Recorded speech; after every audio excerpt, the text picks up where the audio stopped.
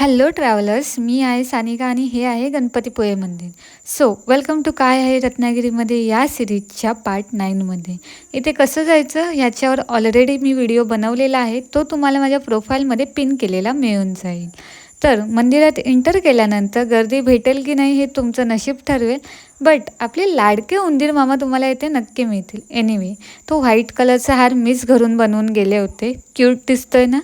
मस्तपैकी बाप्पाचं दर्शन घेतलं आणि भटजी काकांना बाप्पाला घालण्यासाठी सुंदर असा जास्वंदीचा हार दिला. एनिवे, आतमध्ये फोटो शूटिंग अजिबात अलाउड नाही आहे.